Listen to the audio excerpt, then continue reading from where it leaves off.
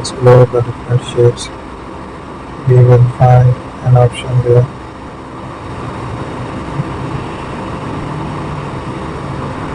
Let's keep on editing. Generate the shapes here. We have to add a design. Use the paint size bit. So there is the design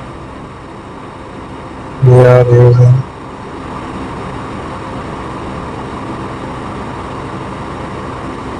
Let's make a structure. That is the design. We are using the shapes here. We have to explore another design here.